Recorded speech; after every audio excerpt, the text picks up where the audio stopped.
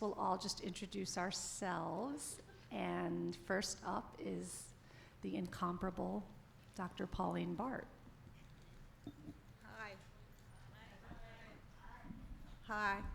I want to say that a lot of times I've written papers for 25 minutes, for 20 minutes, for a half hour. This is 12 and a half minutes.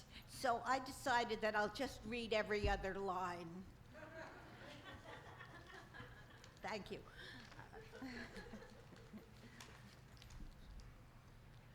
Okay. I'm going to be talking about the Jane Collective, and I wasn't in it. I was fascinated by them because I lived in Chicago, and I thought somebody should record this, and I finally figured, well, I should do it. I know how to do that. So here goes. Reading my handwriting is not easy. I know.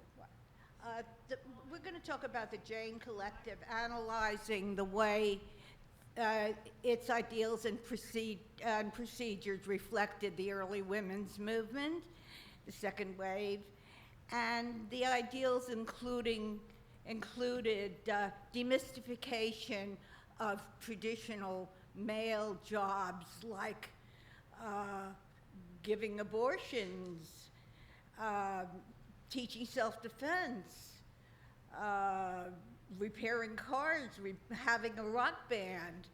And women in the women's movement did all those things and, in fact, organized and led them, which reminds me of a story later on in this, but I'll tell it now.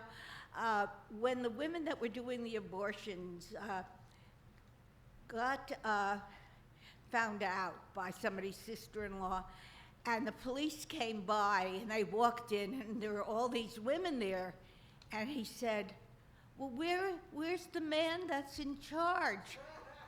So they said he jumped out the window, and they all went over to the window to look. Okay. Jane is very much like our bodies ourselves in the sense of demystifying what was once thought a project where you had to spend years and years and years and years in interns and residences and everything to be a doctor, an MD doctor, not the kind that I and other people have, which is very good for getting airline tickets and stuff like that. The Jane Collective form of organization was used in off her backs, and that was a women's newspaper, for those of you who don't know, and also in many other groups. Now this is a group that had always been active in the civil rights movement, in the anti-Vietnam War movement, and they had never done anything that was for women and by women. And they thought now there was the Chicago Women's Liberation Union, and it was logical for them at that time to send women to illegal abortionists who they had good reports of to perform the first trimester abortions. Well, lo and behold, I found out that these people doing the abortions were not MDs, and they figured, well, if you don't need that label, we could do it, and it was, can you hear me, by the way? I don't know. Good. Yes, people say I scream. I don't scream, I just want to be heard. So anyhow, raise your hand if you can't hear my precious words.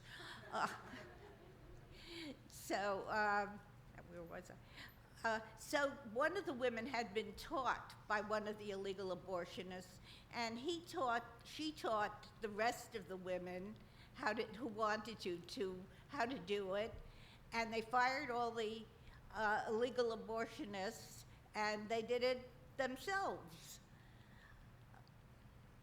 Now, what I have? Oh, the abortionists, the illegal abortionists charged quite high prices, and they used to have to lend money to the people wanting the abortions, and at that point it was mainly college students. When they took over, it was really whatever you could afford. And, or if nothing, then it was if you couldn't afford anything, you still got the abortion. And at that point, when it was not particularly expensive, and if you could, if you didn't have anything, you don't pay anything.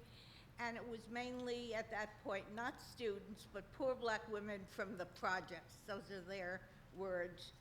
The clients were not homogeneous. It was not a homogeneous group.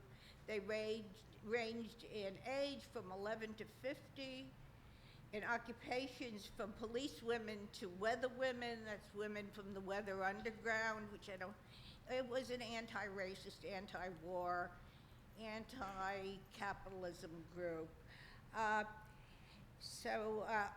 Ethnically, almost all the women were white. I met one of the black women the other day, yesterday. She was probably the only black woman in the service. The people in it called it the service. The people outside called it Jane. So, whichever choice, there's very little real choice in society. You have a choice on what you call it, Jane or the service.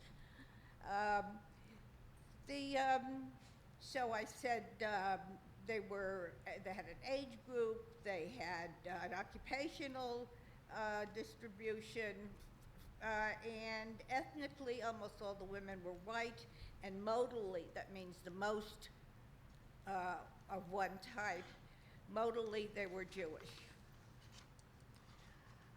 And they proved that you could perform safely, humanely. They had potholders on the stirrups, so you shouldn't freeze your feet when you had to put them in the stirrups. And they had curtains and stuff, very inexpensively by non-professional women working in apartments and houses. Everyone was supposed to be able to do everything. Now, not all women wanted to assist at abortions or to actually perform abortions. Like, I would not have wanted to perform it because I'm not linear. You have to be fairly, A leads to B, leads to C. You'll see I don't do that. So it's okay, it's not you, it's me. They thought that everyone could do everything rather than a bureaucratic belief in the division of labor and specialization, pardon the bureaucratic and specialization sociology jargon I use from time to time. So Jane women learned through the apprenticeship system, and work roles were holistic. Everybody counseled, which was very important, because as long as you're counseling women, you're grounded in women's experience. And there are some studies that show that people who do abortions end up feeling alienated, and they really don't want to do it. But these women did not feel alienated because they knew why this woman at this time could not have a baby. Or sometimes it's called product of conception. I prefer baby. In the 60s and the 70s, activists were being arrested, but after Roe, the charges were dismissed. And I told you this joke before about they said, "Where's the man that's in charge?" The interviews were unstructured at first and became semi-structured when the important issues emerged. Some women expressly mentioned competency and its effect on their self-concept. It was very common for women to feel that they were more competent. They didn't know they were competent. They were just a housewife. The most distinguished, famous, when I was in school, sociologist Talcott Parsons said being a housewife was a pseudo-occupation, and he was a pseudo-sociologist, I guess.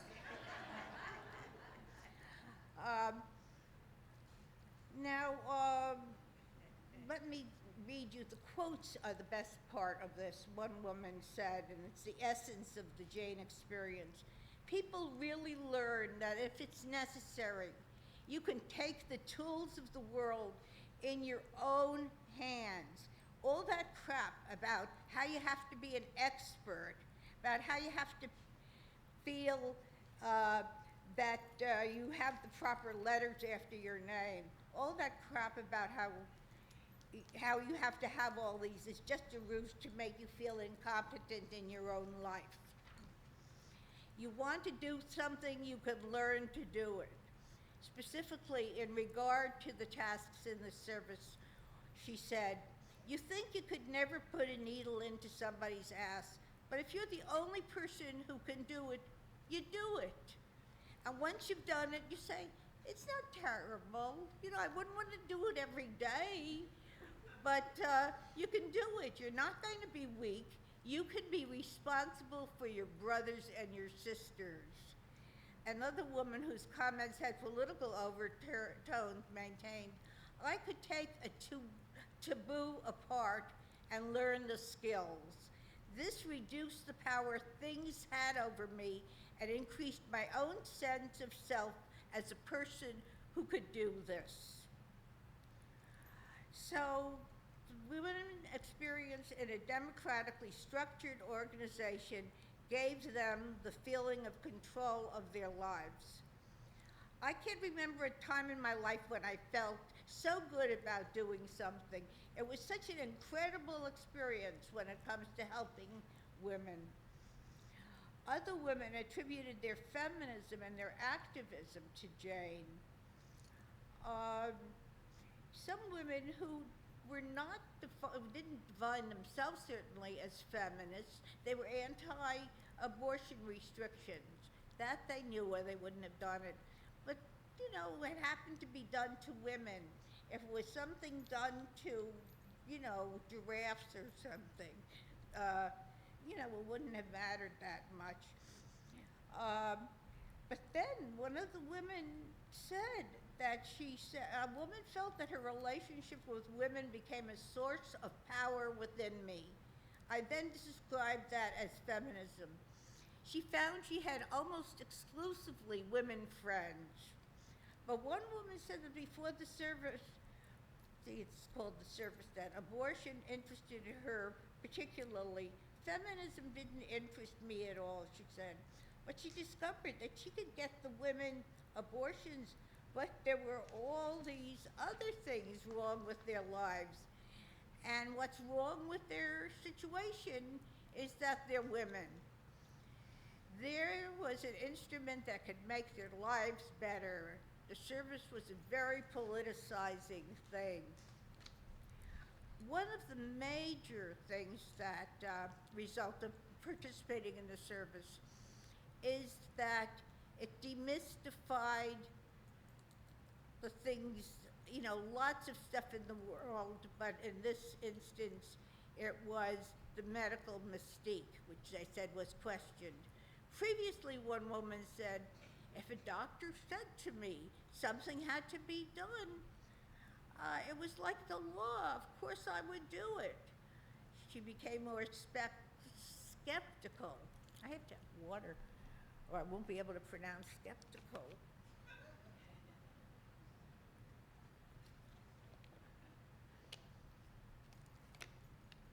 I asked a woman who was in medical school, I said, okay, you know, you heard all the stuff about anyone can do anything, and it's just a question of, you know, learning in a couple of days, etc.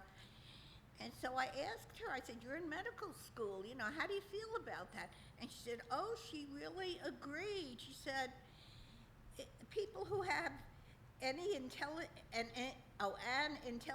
of above 90 can learn to do anything a doctor does. She said, if when she knows surgery, somebody wants to learn surgery, she'll teach them how to do surgery. And another woman whose child's hand was cut insisted that she be in the room to hold his hand while he was being treated, learned how to change the dressings, and just the child was spared the trauma of hospital treatment when the children are separated from their parents. You know, at first the person in charge said, "Oh, you're going to faint when you see blood." And she said, "Don't be silly. We can do it ourselves." And one of the women who was a nurse midwife said that it looks contradictory that a woman who was involved in, quote, killing babies should be helping women to have them. But she remarked, it's all part of the same thing. It's part of letting the woman do what they want to do, which is somewhat, certainly then was revolutionary. And I talk about our bodies ourselves and how this was similar to Jane in that, you know, you learn all kinds of things that you thought you had to go to medical school all those years to learn. And it became like a big business, you know, to sell women health. So the liberal analysis that the people that, you know, the women physicians and women who weren't physicians and men physicians would write books about how women can learn about their bodies. It was their bodies, not our bodies, obviously. And I think it did some good. Well, of course, I did self-examination myself, because I saw some women from Morocco do it, and I figured, you know, that there was no reason why I can't do it, and I did it, and it was like this big breakthrough.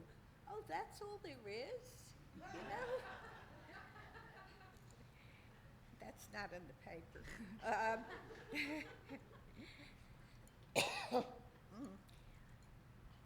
And I talk about women's studies as something that came out of our bodies ourselves and the collective.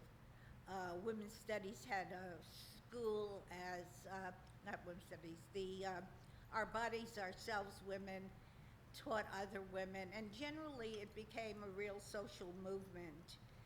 And women's studies, which I used to teach, was taught less formally, with less distance between the person taking the course and the students or whomever was taking the course. And I have this picture of myself with corduroy pants. You can't tell they're corduroy though. Here it is. I can pass it around. And I'm talking to graduate nurses, which is very important because they see women in the emergency room where a number of women would go to first. Yeah, sure. Why not? Jane taught members of the women that wanted to join Jane, and they learned lots of other stuff. And when the women took over the hierarchy, you know, this thing was like this with this wise old man on top, the women, it was sort of like this. There was no president or director or fundraiser or anything like that. But some people, they deny this, you know, but it is true. They had more power than other people.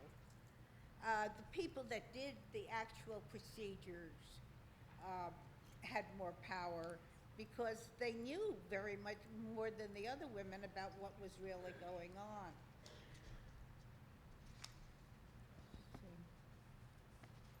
I only have one more page. In women's studies, to go back to that, courses are taught less formally, sort of the way I'm talking now, less formally than traditional courses, and students are encouraged or sometimes required to go into the community to obtain material for their papers, or to just write, you know, a paper on it.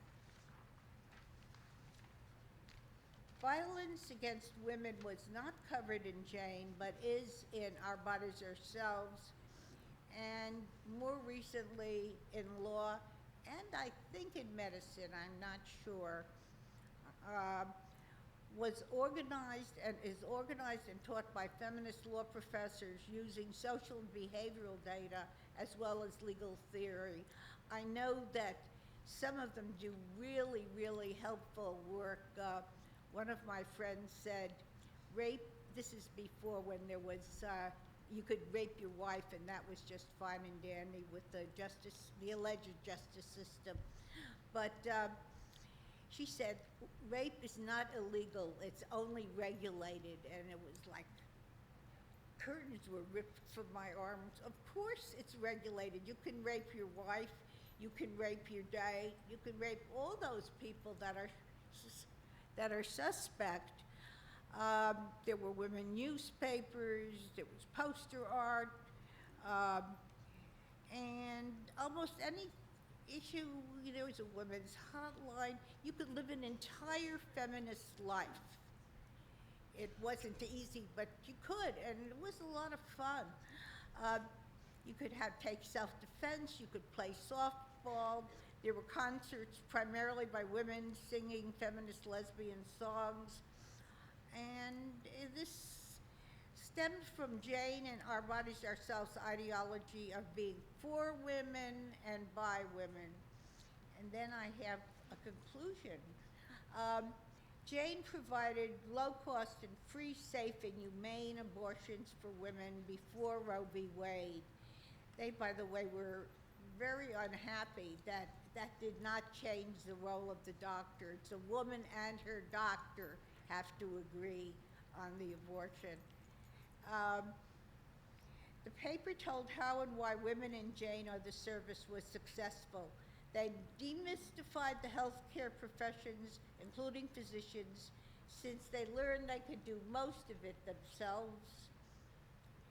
And as one woman said, and this is my conclusion, you can do some of them, medical skills, and it's all right, and you can do them well. It makes you feel like you can do anything in the world. That's it.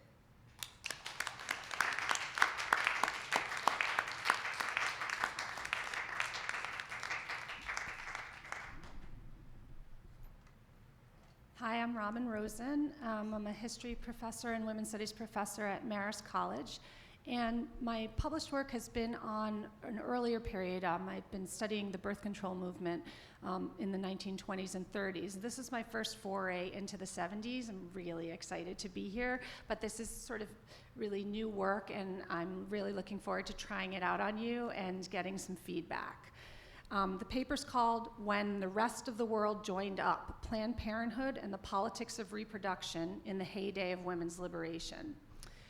In 1970, a Planned Parenthood memo entitled Objectives, Activities, and Structure for the 70s revealed a decidedly bright outlook for the organization.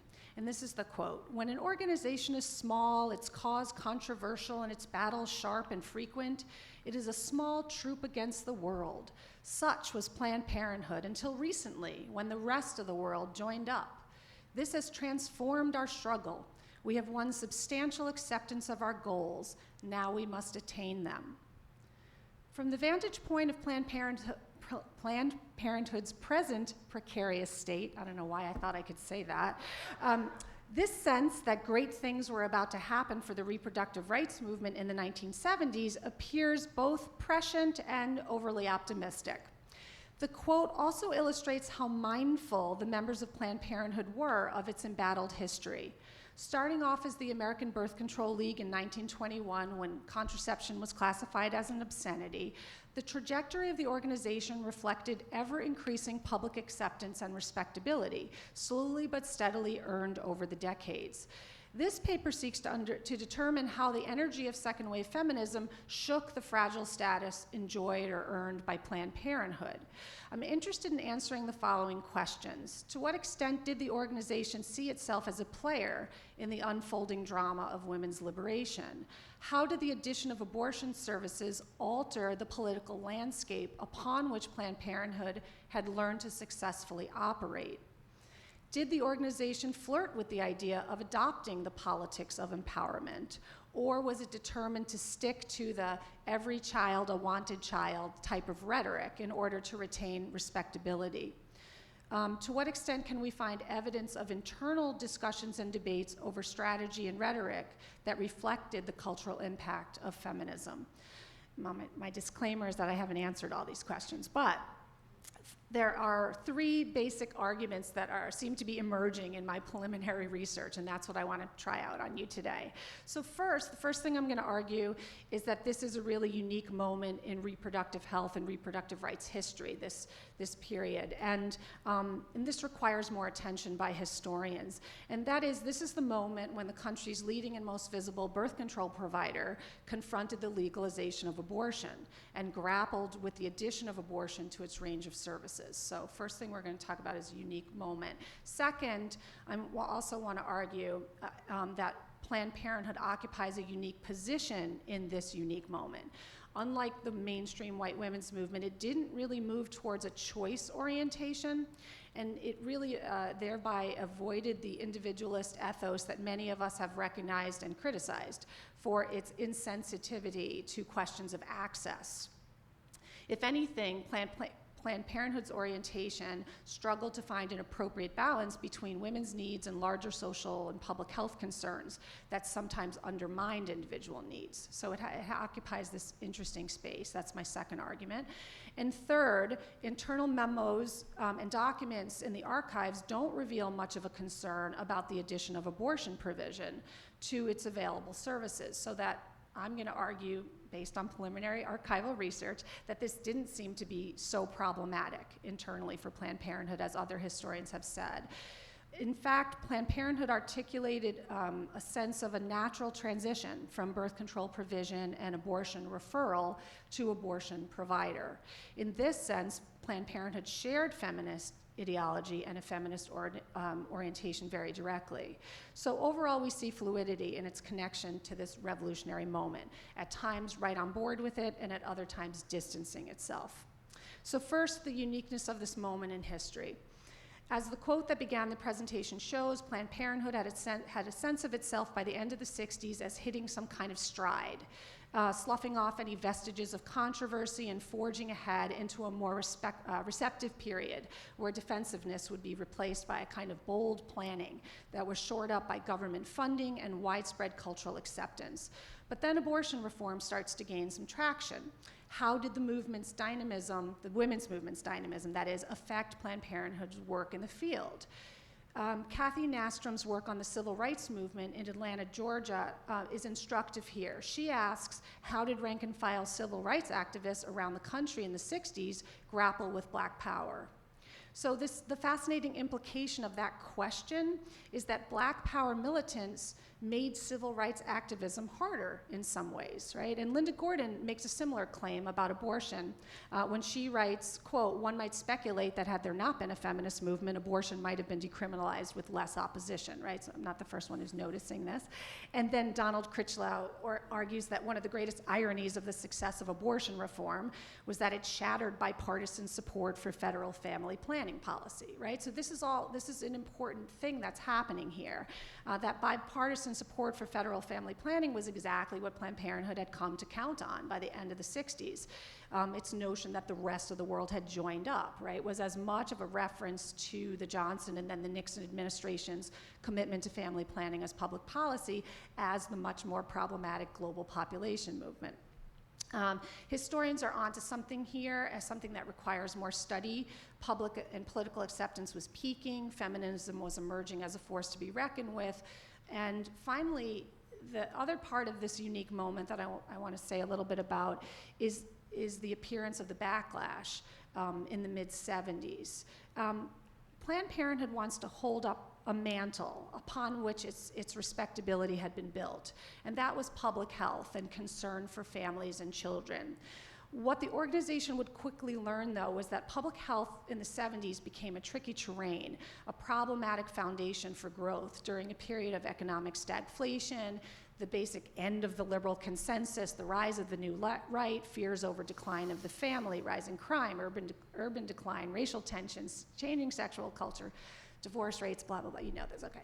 So historians, Gillian Frank and Natasha Zaretsky, for example, have shown that in the midst of all these shifts in the 70s, there's some great work being done in 1970s anyway, these shifts were often labeled as crises, and feminists were cast as the culprits and children were cast as imperiled somehow or in danger. The idea emerging on the right in the 70s played and continues to play an important role in abortion politics, as we all know. And Gillian Frank's work on Anita Bryant and the organization Save Our Children, in their attempts to fight busing, ERA, and gay rights and abortion, makes clear that their central argument revolved around the protection of children. And of course, they meant white children, and to keep them from scary neighborhoods, dark classmates, negligent feminist mothers, and predatory gay male teachers, right? I mean, that's their whole thing. It's all about saving our children. So the successful work, as many of us know, of Save Our Children in Dade County, Florida, became the blueprint upon which the new right has, basically got cooking in the 80s. So here's where I think it gets interesting, right, in terms of this unique moment. For decades, the birth control movement had also attempted to adopt the child in peril argument. Every child a wanted child, right? So one question in the 70s is, who gets to appropriate that rhetoric now, right? Who dons the label of child protector, protector of the family in peril? Is it the reproductive rights activists, as they want to, continue to claim this identification, or the new right? Right? So in this sense, at this moment of victory for the women's movement, abortion presented new challenges to Planned Parenthood's well-established and articulated commitment to and identification with child and family welfare. Certainly not from a feminist perspective, but Planned Parenthood's status did become more precarious in the 70s, and like blue-collar wages, it has not quite recovered. So that's my argument for the uniqueness of the moment. And now the uniqueness, second argument, uniqueness of the Planned Parenthood's position. Taking a long view, originally the American Birth Control League, Planned Parenthood always had a complex is a kind word, relationship to feminist politics.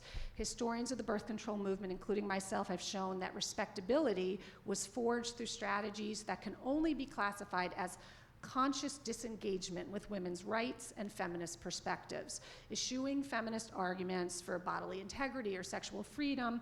The birth control movement forged ahead 30s through the 60s by pitching what I call a sanitized rhetoric that worked to its advantage, right? Emphasizing maternal and infant health and happy families and rising standards of living. And I have this great poster in my office. It's a Make Every Day Mother's Day poster from Planned Parenthood in the 30s, and it says, "A wanted child radiates a light, and to have a wanted baby planned with love, with thoughtful care, is the most vivid, happy experience of motherhood," right? So this is how they're getting their work done. This is how they're doing it. In this state of Massachusetts, where birth control laws were the most draconian, many of you probably already know that in the interwar years, you couldn't even have a birth control league. You had to call it the Family Welfare Foundation and hope people would find you, right? Because otherwise the wrath of the state was going to come down. So most of us know that there's a troubling trajectory with the birth control movement's history, at times allied with physicians, at others eugenicists, at others population activists. But the moments when Planned Parenthood in all of its historical incarnations was fundamentally and positively aligned with feminism were pretty few and far between. So where do they fit in this history that's normally told from the perspective of activists or policymakers, but not this organization? And I'm going to argue that they don't quite fit in with what we have understood about reproductive rights history in this period. They occupy a kind of liminal space. You find Planned Parenthood somewhere along a spectrum between sort of choice on one hand and population population control on the other. I'm just going to try to get through this quickly. So Linda Gordon, she's in the other room. I can't believe she's not here. I'm sad about that, and we're not hearing her paper, sorry. As Linda Gordon writes, this shift trivialized, she's saying the shift towards choice, trivialized the effects of non-legal barriers to reproductive self-determination, notably poverty. But then Leslie Reagan critiques Planned Parenthood from the other side, where she says Planned Parenthood advocated birth control in the name of the family rather than female freedom, right? So basically the question is, too much emphasis on personal freedom or not enough? And we know that Planned Parenthood in the post-war years was working within the context of the Population Council, the Ford Foundation, the Population Crisis Committee, and their cooperation with these organizations is not really surprising. They have this long history of realpolitik, right, pragmatism. So in relation to the population folks, Planned Parenthood advocated for birth control as a women's health issue, but in relation to the women's liberation movement, they're not quite so focused on that as maybe we would like. So my initial research suggests that they appear to play the role of intermediary in some ways between reproductive rights and a reproductive health agenda. As a provider of services, it didn't seem to lose sight of access as the critical issue as the legal landscape was changing. I'm just trying to skip some stuff. Okay, so here's just some archival evidence for this. One memo from the late 60s says, from the standpoint of the individual, access to family planning is only one aspect of a much larger concern relating to personal and family health and economic opportunity. We should participate in the evolution of public policies in these areas. For example, and here's their list of what they feel is appropriately associated with family planning: hunger, malnutrition, mental health, elevated morbidity and mortality rates, out of wedlock and early teenage pregnancies, illegal abortions, hereditary defects, severe physical abuse and child neglect, right? So I want to say they don't have a limited vision for reproductive health. I mean, they're talking about all of these issues, at least internally in the organization. There's also some evidence from the archives that talked about, there was this ongoing discussion, I didn't quite understand at first, and they talk about closing the gap, the master plan for closing the gap. And basically what I realized after reading back and forth is that they're talking about closing the gap, getting birth control and a broader array of health services to the medically indigent, to the poor. They want to close the gap and bring care to as many people as possible. And one quick quote says, "We have many new alliances in both the public and private sector. Financing has increased manyfold. We have a golden opportunity to develop a master plan of action for closing the gap in the United States," right?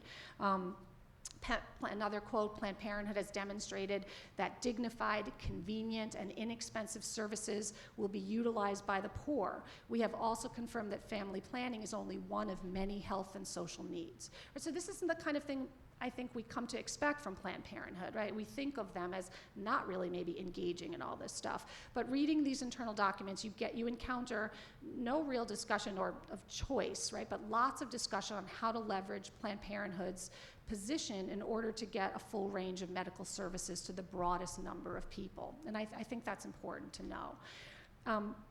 Third and last argument I want to make is what did I find in the archives about how the idea of adding abortion to the agenda, how did that work? Donald Critchlow says that acceptance of abortion within the family planning movement came slowly and sometimes with much resistance from those who wanted to separate birth control from abortion. And I know in his work he's probably talking about the larger family planning movement, which includes a lot of the foundations and the population folks, and maybe that's true for them, but my initial research doesn't support that claim for Planned Parenthood. I discovered, in fact, much less discussion or debate over abortion than I expected. I would argue that this organization became invested in what I would call a seamless evolution of reproductive health services. That is, the organization wanted to move from being a provider of birth control and a therapeutic abortion referral service to becoming an abortion provider. Not like Jane, but nevertheless an abortion provider, right? The women's movement was also invested, obviously, in articulating a seamless philosophical and intellectual expansion of what they began to call reproductive rights, to include abortion. But the organization and the birth control movement, which had supported it for decades, had fought for so long to bury their feminist intentions that the argument about sexual freedom and reproductive rights didn't grow naturally. Planned Parenthood, I find this very interesting, was put in a position of wanting to become an abortion provider while trying to, at least initially, avoid the core insights about abortion being articulated by the women's movement. As Linda Gordon writes, abortion had changed its meaning through its reinterpretation by the revised women's movement. So does Planned Parenthood embrace this reinterpretation? And in one sense, the archival record, at least so far, says yes. Many saw that the trajectory from birth control to abortion was logical and necessary, one that required little or no debate. But In another sense, the answer to whether they embrace this reinterpretation is no, because the organization avoided the provocative feminist politics in favor of its sort of fallback orientation towards health care. So in an early telegram that Planned Parenthood writes to Governor Nelson Rockefeller, trying to, work on him, when they're talking about abortion, they're talking about abortion, has reached epidemic proportions. I mean, they use this health language, this medical language. More than 2,000 women die in the state every year. Out-of-hospital abortions cause 44% of all maternal deaths. And here's what they say: if the statistics mentioned here refer to the incidence of typhoid or any other communicable disease, the public health officials would certainly consider it an emergency, right? So they're using this language, and it's a long-standing language.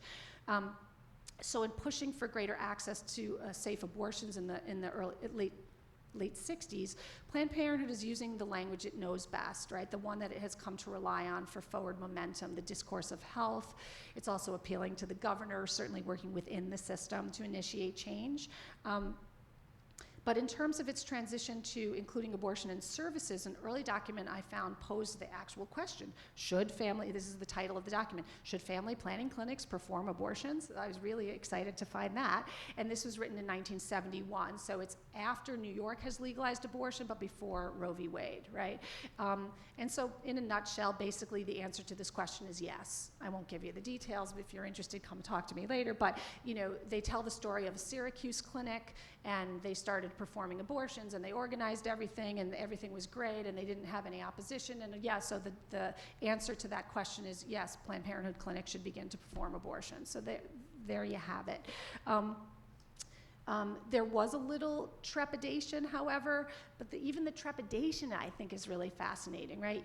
You have one person who is the director of the National Pregnancy Counseling and Abortion Services Program of Planned Parenthood, writing to another educational director, and she says, "I'm concerned about the number of reports to this office which reflect the problem you expressed, namely over-identification by the community of Planned Parenthood as the abortion place." Right, to the detriment of other services provided. I too, the quote continues, I too continue to do some soul searching on this issue, right?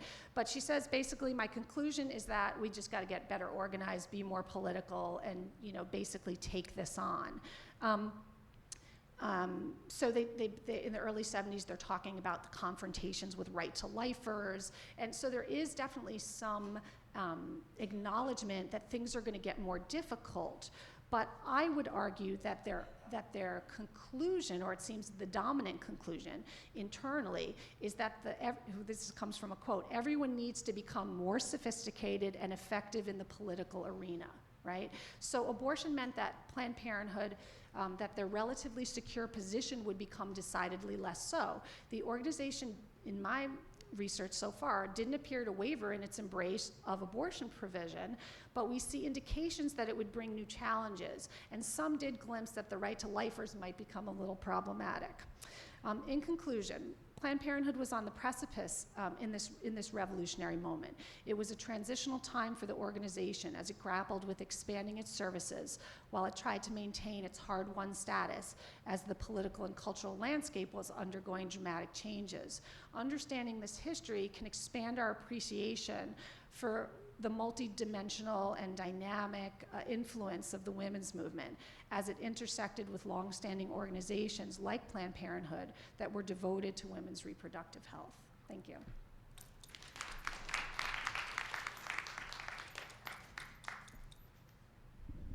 Guess it's my turn now. So I'm Kelly O'Donnell. I'm a PhD candidate at Yale in the program in the history of science and medicine. I did have a PowerPoint for you guys, but this room doesn't appear to be set up for that, so sorry, visual learners. I guess I'll just go into it.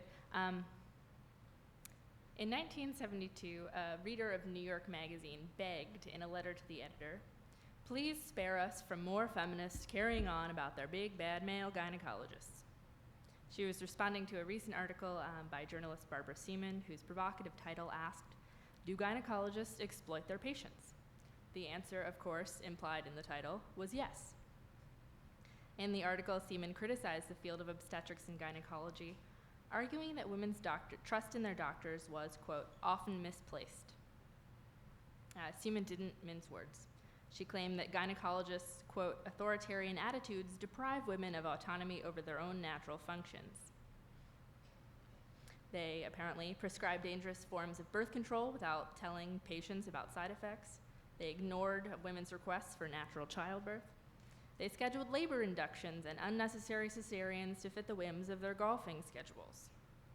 And referencing a quote from Plato, Seaman proclaimed, "Many gynecologists today persist in treating their patients more like slaves than like free human beings." And if you'd seen the slide, that was highlighted very large below the byline. So to some in the 70s, Barbara Seaman embodied a new stereotype of the doctor-bashing feminist. In magazines and TV shows and radio appearances, she challenged her female audiences to liberate themselves from their gynecologists. Her critiques of medicine had grown a bit more heated in recent years from 1972, due in part to her growing feminist consciousness. And by the mid-70s, she was a key figure in what was then coming to be called the women's health movement. This shift towards outspoken criticism of women's health providers represented the emergence of a new feminist health politics in reaction to the longstanding cultural deference of the authority of primarily male physicians. The women's health movement sought not only freedom from sexism in medicine, but also the ability to be an informed and empowered consumer of healthcare, with the freedom to negotiate and evaluate services in a diverse and woman-friendly medical marketplace. I'm taking a biographical approach with my dissertation, using Seaman's career as a window into debates and cultural changes about issues around women, medicine, and scientific knowledge. Today, I'm gonna give you a glimpse into how Seaman used her career in journalism as what I think of as a highly visible health feminist bully pulpit. The direct actions undertaken by others, some of them here, on the subject of health, including the development of cervical self-examinations and the founding of feminist clinics, were, of course, significant. But while it took motivation to find and attend a CR group and it tested comfort levels to participate in a cervical self-exam, it took almost no effort at all to open up the New York Times or the Village Voice and read about these ideas. As others have noted about Our Bodies, Ourselves, which we just heard about in the previous panel, women were still able to engage with the ideas of the women's health movement, even if they weren't directly involved, through the circulation of texts. The circulation of ideas, I think, was just as important as the spread of the speculum. The proliferation of feminist health writings in the early 70s, including Seaman's, created the potential for consciousness raising about the body on a massive scale. So I'm going to talk about the circulation of some of these ideas, specifically those by Seaman that were part of a much, much larger conversation about women and their gynecologists. Looking into the early 70s promotion of her second book, Free and Female, I hope to show that through her status as somewhat of a celebrity author, she helped to spread the feminist health gospel around the country.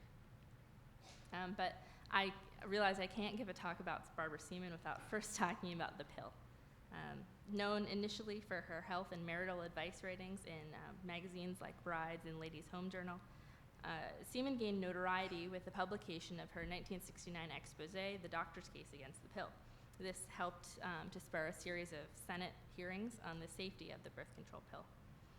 Those hearings were pretty famously disrupted by a series of protests by DC Women's Liberation. Seaman wasn't directly involved in these at all. She was actually covering the hearings in her capacity as a reporter. But she was very interested in what they were doing and ended up a month later being an expert in their alternate women's hearing on the pill. But in The Doctor's Case, Seaman criticized physicians and the pharmaceutical industry for not revealing potential side effects of the pill, which she cataloged rather extensively after reviewing the scientific literature herself.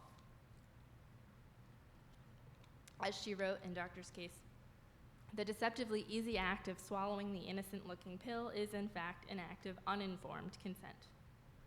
She also reported at length in the book on doctors' behaviors and attitudes towards their patients, criticizing their paternalistic approaches. But after Doctor's Case, Seaman resumed work on a project about sexuality. It had been commissioned a few years earlier as a sort of bride sex book guiding newlyweds through marital adjustment and contraceptive options. But after conducting extensive research in the sexology literature and also encountering some more radical feminist ideas in the early 70s, she re-envisioned this project as what she called an honest sex book for the 70s. Revised over the course of 1971, Free and Female, the New Sexual Role of Women was infused with Seaman's new perspectives. A New York Times review of the book described her as, quote, a staunch feminist and an angry one. And the book incorporated the language of the women's movement, with many of the chapters framed around the notion of liberation. The chapter on female sexual response, for example, which was based on analyzing Masters and Johnson and Mary Jane Churphy, was called The Liberated Orgasm. One on child care was called The Children of Liberated Women. And just as an interesting side note, she at this time was working as the child care and education editor of Family Circle magazine, which I think is so interesting, and I think that the women's magazines really deserve a second or third look. But in any case, the introduction to Free and Female is practically an ode to feminists such as Kate Millett. On the first page, she confessed to, quote, feeling greatly indebted to these militant feminists. In toppling age-old customs and assumptions, they're giving us all a new chance to become happy, healthy, fully functioning human beings. Through a deeper study of these more radical feminist thinkers, Seaman reflected, a new feminist, quote, realizes that bra burning is only a symbolic issue, and then she starts to burn on another level. Although Free and Female covered a wide range of issues and was marketed as a feminist sexuality book, once it was published, Seaman kind of narrowed the focus of her publicity efforts primarily to one chapter, which was chapter 5, How to Liberate Yourself from Your Gynecologist. Within this chapter, she claimed that gynecologists were, quote, a significant force in keeping modern women infantile and immature. Ultimately, they were trained to treat us as patients, not people, a quote that Seaman borrowed from the 1971 edition of Our Bodies Ourselves, which she recommended to readers over and over again in the chapter. In her view, talking back to one's gynecologist was just as important as speaking to one's husband about sexual desires. If, as she suggested, gynecologists were a significant force in withholding modern women's progress, then somehow besting this profession was a critical step in reversing that process. Her criticism of gynecology continued during the book tour. As one interviewer put it, quote, Barbara Seaman seems in all other respects a genuinely nice person, but she does have this thing about gynecologists. So it's great. Interviews and articles from this period covering her public appearances boasted titles such as Science Writer Encourages Women to Shop for Her Gynecologist, Author Labels Gynecologist Piggish, Puerile, and my favorite, Gynecologist, 15% nice, 15% okay, but ... And she appeared on radio and TV shows, including the Today Show, where she discussed her book with Barbara Walters and, of course, debated a gynecologist. Through such appearances, Seaman aimed to convince women that, as one reporter summed up her philosophy, a good consciousness-raising group can sometimes be better for a woman's health than a visit to a gynecologist. She left a strong impression on some of her audience. After reading Free and Female, one woman wrote in to her explaining her reaction to the book, quote, this book has brought out a lot of suppressed anger in me, anger over things that I know are true, but it's so hard to believe that people, mostly men, really think that way. Sometimes, the reader continued, the anger came so strongly I could hardly control it, but I knew I must, if only to be a little bit better than those of whom are the objects of my anger. And after Seaman delivered a speech at a college in suburban Michigan, the campus newspaper quoted her as saying, if we are to make persons of ourselves, we need honest information, not patriarchal myths, and noted that when she left them with a list of 35 recent books and articles which have helped her arrive at that conclusion. And students in attendance apparently decided after her visit to start a campus affiliate of the National Organization for Women and read those books. Some others were even more sympathetic to Seaman's views, and this is where it gets weird. Shortly after Seaman's Today Show appearance aired, she received a letter in the mail from a sociologist working at the University of Illinois, Pauline Bart. I admired your performance, Bart said. Here's more grist for your mill. She directed Seaman to the attached article. A funny thing happened on the way to the orifice, women in gynecology textbooks. The article, co-authored by Bart and her graduate student, Diana Scully, was scheduled to appear in the American Journal of Sociology in a few months. And Seaman was so energized by this paper and also enraged by the negative letter to the editor, which came in and around the same time from the beginning of my talk, that she, in response to both, wrote an op-ed, sort of, for the New York Times. Her piece, given the title Dear Injurious Physician, was both a defense against detractors and a promotion of feminist authors who shared her view on gynecology. Citing her own book and several other recent publications, she admitted that feminist health texts had been and would likely to continue to be misunderstood by some. And the key problem, in her words, was some women want to let their doctors do the worrying for them, but for those of us who don't, it's been extremely difficult to get honest health information, which people didn't seem to understand. In addition to defending her own arguments against critics, she was promoting the work of others. She included a list of several recent books that today reads sort of like an early draft of a feminist health canon. Ellen Frankfurt's Vaginal Politics, Phyllis Chesler's Women in Madness, Our Bodies Ourselves, and Deborah Tanzer's Why Natural Childbirth. She even directed readers towards Pauline Bart's article, writing, "Let the skeptics please look up the January 1973 issue of the American Journal of Sociology. It will contain a study on the images of women in gynecology textbooks. Even if the medical student starts out as a nice kid, he's bound to be a screwed up sexist by the time he finishes reading these gems," and she pulled several examples from the article. So using the sociological data provided by Bart, Seaman attempted to prove her detractors wrong and to legitimize the burgeoning genre of feminist health criticism. By her own admission, Barbara Seaman was not the founder or even a leader of the women's health movement. She did co-found the National Women's Health Network in 1975, but at that point, feminist health activism was absolutely in full swing. But she was undoubtedly a spokesperson, and she felt very strongly about the cultivation and the preservation of this movement. So on that note, I just want to conclude by sharing something that I found from the archives that I just love. In the mid-90s, which was not too long after Seaman reissued The Doctor's Case Against the Pill in a 25th anniversary edition, she wrote to an old friend about history. And this is long but worth it. "You've inspired me to think about ways of trying to improve the historical accuracy surrounding our movement. How about we start an organization called We're Still Here Incorporated to put historians, scholars, journalists, all who presume to describe our early years, in touch with those who lived them, i.e. a registry. And let's also embarrass those who write sloppy or revisionist history by bringing forward living witnesses to challenge them, pour out reviews, letters to the editor, and objections to the trustees of colleges who give such people tenure. Maybe we can get a grant for this. No pressure, right?" She added as a postscript, "I have a hunch that it's not very often that people who took part in such a far-reaching revolution are still alive when so much scholarship has already begun." I actually agree with this, as scary as this is, especially with the last part, which is why I'm really excited to be presenting at this conference, specifically with its mix of scholars and witnesses. As I said, am in the process of writing a biography of Barbara Seaman, so I know some of you in the crowd knew her or have stories, and I would love to hear from you. Thank you. So, what time is it? We have about 10 minutes for Q&A, right? The mic is up there, so if you could come up to the mic.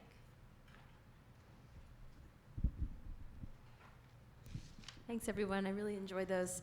Kelly, I had a question for you, which is, I mean, you said yourself she's not a founder of the movement, and she's not even, like, sort of generating the initial research, but she's obviously a very celebrated figure.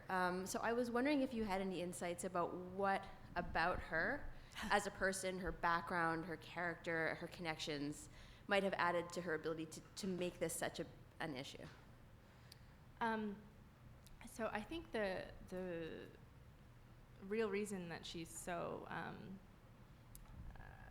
intertwined with discussions of this movement is that she seemed to have been an incredible networker and was constantly doing all sorts of behind the scenes, hooking people up with other people, that kind of thing. And she's very skillful at that.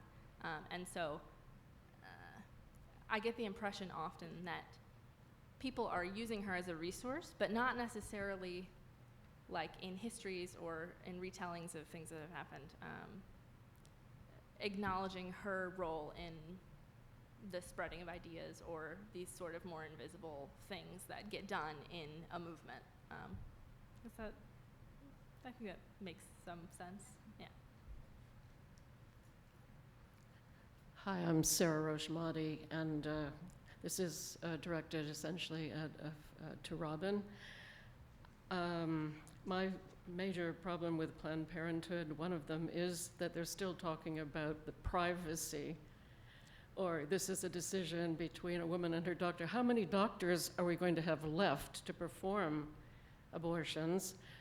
I think maybe we would need to go back to Jane. I mean, what is going to happen? I would have liked to have the history brought up to the present. Two things. In 1994, the assassinations right here in Brookline, a few blocks from where we are, and that students do not seem to know anything about this. There's been an absolute wall of silence about it. Even those who are out the sidewalk, promoting Planned Parenthood. I worked for Planned Parenthood. I have an academic background, but I worked for them. First, I was a clinic defender. We call them escorts, but it was really state police and the whole thing, protecting women, and became an abortion counselor. And I want to say that what Pauline said, this meant more to me these several years I worked for them, more than any of my academic work, which I care for very deeply and which is not in the field. At any rate, I want to thank you for, I'm looking forward to your work on Planned Parenthood. And we had a wonderful staff. We had brave people. It was magnificent. But I always had a certain collision with the upper echelons, and it's still problematic. I would like to say that Planned Parenthood had no security at all in the time of the shooting, and I think that was terribly naive. I mean, the person more to blame than the poor kid who did the shootings, messed up and indoctrinated, is probably Cardinal Law, who is now happily at the Vatican sipping cappuccino. Just one more thing, I'll stop talking, but Susan Cahill would like to bring us up to date on this, not just the past, but the present. If that name doesn't mean anything, go look at Amy Goodman, did a good segment on it, Wednesday, I think. And as a film to be presented here, I would have liked to have seen After Tiller. This is so serious, so terrible to see the whole thing go, and we really do need a revolution in our attitudes toward abortion. Thank you very much, and thank all three of you. Yeah, I just want to say thank you for your comments, and one of my intentions in working on this period in particular is not to say that we don't have to go up to the present clearly, but is in tackling what I consider to be this pivotal moment. And I think if we can understand the kind of rhetorical, political strategies that Planned Parenthood engaged in at this very important moment, we might be able to get some insight into kind of what went wrong and what went right and what we wish we would have done differently. And I mean, so for me as a historian of the early birth control movement, that's what I keep trying to do. 70s is more current than I've ever been, so I have to just work my way up slowly. Thank you. Some of us lived through it. Yeah,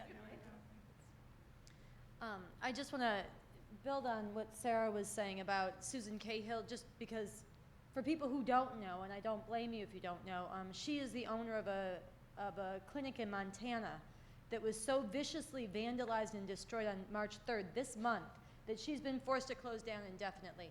And they broke everything, medical equipment, windows, everything, and they took the posters, the pictures of her family off her desk, broke them and stabbed the faces. I mean, this was vicious hatred.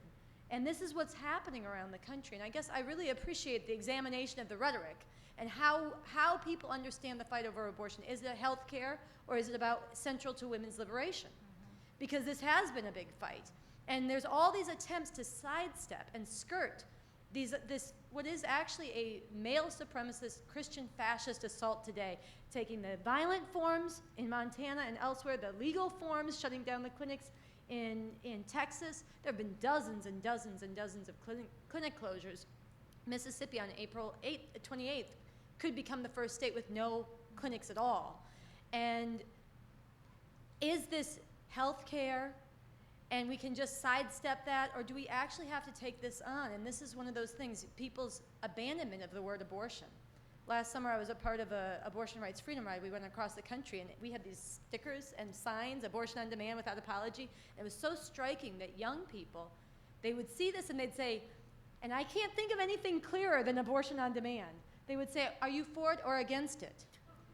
And the reason we learned is because nobody's heard the word abortion. If you say abortion, you must be against it. Because the pro-choice side, or the women's side, never uses the word. All they see is abortion, they think murder. And to see it said positively was totally different for them. And so I guess I have a question, I have a comment, and then a question, which is, I mean, I've made a comment, but an additional comment, which is this, people have heard me announce this before, but the April 11th and 12th emergency days of actions for abortion rights, one of the things about it is we are actually going to go and raise that slogan, abortion on demand without apology, and forced motherhood is female enslavement, changing how people think about this, and then moving them to rely on themselves to resist this and fight this. And I really do, at this moment, want to call on people to actually take this up. It matters. When this gets codified, it's going to be worse than pre-Roe, because it's criminalized. Now it's a felony in many states to assist with abortion.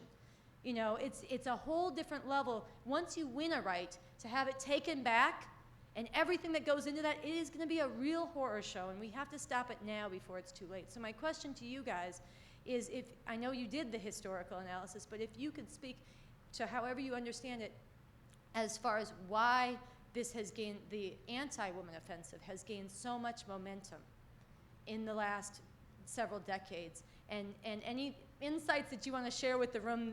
You know, I know it's not the main subject that you were addressing, but to bring us up to speed, because it is kind of like we're having a conference on by analogy, the history of the civil rights movement, while they're reinstituting Jim Crow right outside. And so I'd like to hear what you guys have to say about that. Thank you. Do you want to take that on, Pauline? Oh, yeah.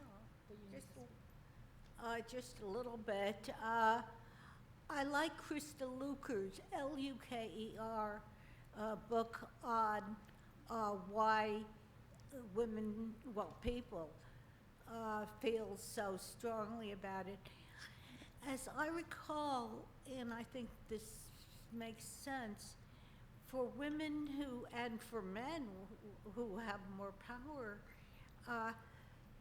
whose whole life is devoted to taking care of children and making a home, this is like saying, and nobody says that really, you know, they feel that they've been dismissed.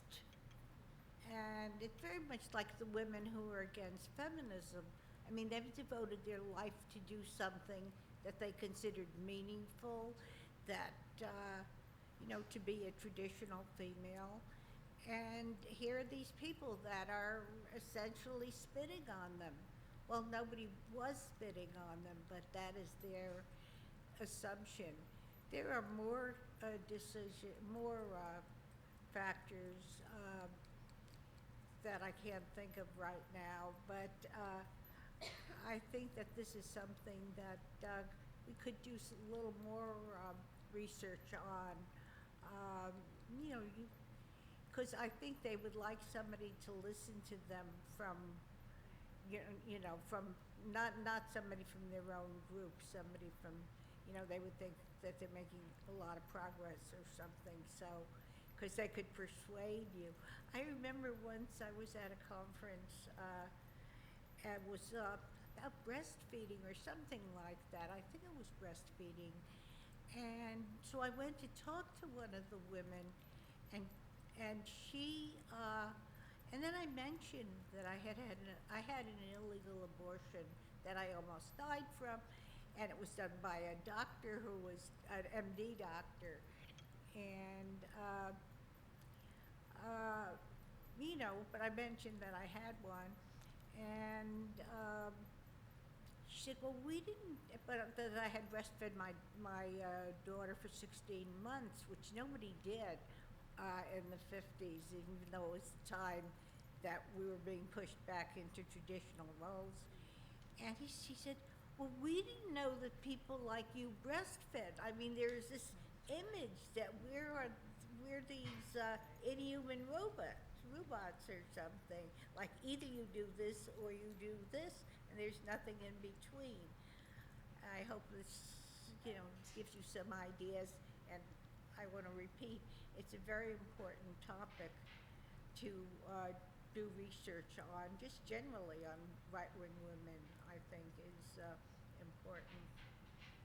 Yeah, I would just echo that and say that there's really good work being done on the rise of the right in the 70s right now, and I think you can't really understand, as I implied a little bit in my paper, I didn't have enough time, but you can't really understand the backlash against feminism unless you also understand the backlash against civil rights and the backlash against gay rights. And so, I mean, this movement gained so much traction and really has not retreated.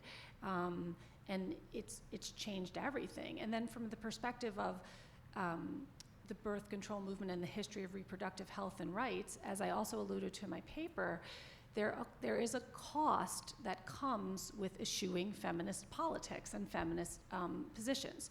And there's room, you know, there's an understandable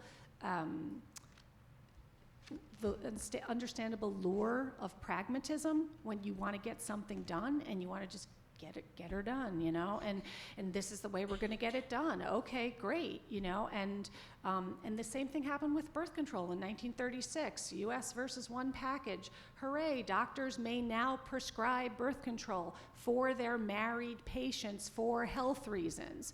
And if you look in a lot of textbooks, people say birth control was legalized in this country in 1936. Not really, right? But it's the same as Roe, right? I mean, it's so, I mean, I think when you take the long view of it, you see that you have to look at the external, larger political, you know, context of the rise of the right, but you also have to understand that the people who have been fighting for reproductive health and rights have often compromised their goals, had a complex relationship to feminism, and have basically taken what we've gotten because it was better than what came before.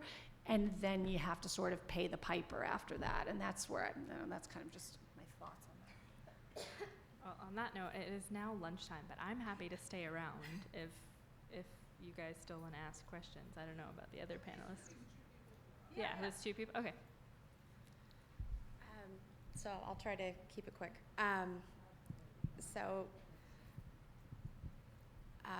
I think it's really important that we talk about this issue for more than just making abortion and birth control accessible for women. I think we need to talk about it from a reproductive justice issue, from, you know, trying to end shackling of women prisoners to forced sterilization of indigenous women and poor women and women of other colors. So what I want to know is, I know Planned Parenthood and NARAL doesn't really address a lot of those issues, but did Jane and Seaman talk about things like forced sterilization that happened of indigenous women, because that's been happening for years, or other women of color? I would actually say that Planned Parenthood did do that. I mean, that's one of the things I found in my archival research. I mean, I know they don't have a good reputation on that, but I was a little surprised myself to see the attention that they were paying to women in poverty, and also their arguments with the population crowd, as they called it, you know. So there was this real interesting, much more nuanced internal dialogue, and we've been talking about this at the conference, right?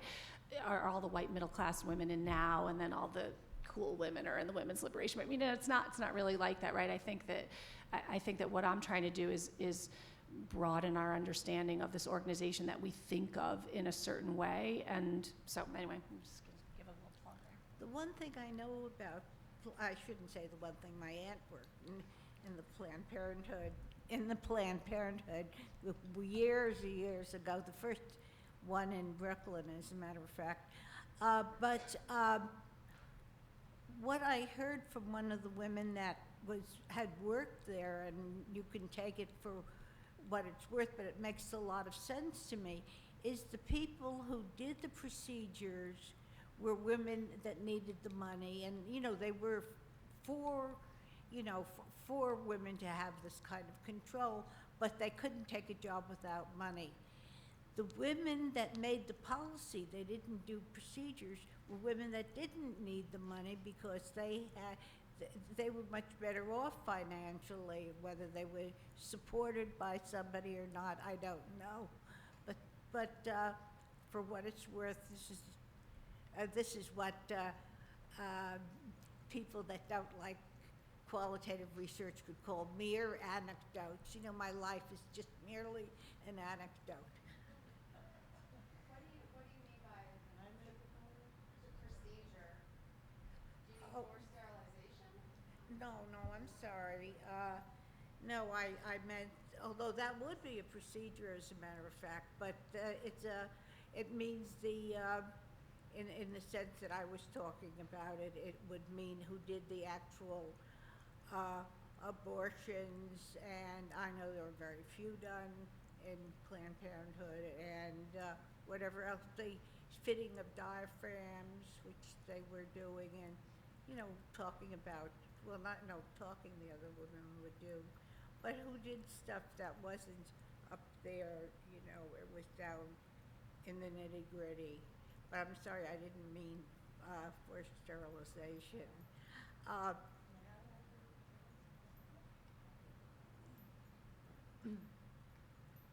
Hi.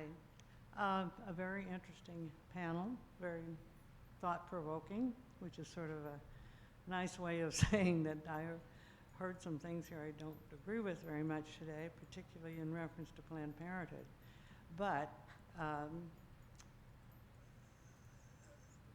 more importantly, I would like to add, in reference to Barbara Seaman, thank you very much. Barbara, it's terrible that she's not here. This is something that would have meant so much to her, and she would have lent such a presence to this conference. But in terms of your comment on her not founding something, my own experience of this, and I know Pauline, who is a friend of Barbara Seaman for many years, would echo this, and that is that Barbara was a promoter. She was the glue. She freely gave of her resources. I have been in her, whenever we came into town, Barbara would let us be at her apartment, and she would spend the day on telephone with various people in the movement. I mean, she was a full-time worker. And, Barbara came from a very privileged position in society, and her dad founded Social Security program. But she completely shared all of those privileges freely and cut through so many barriers. I mean, when we first met Barbara, it was at the 1975 Conference on Women and Health right here at this campus.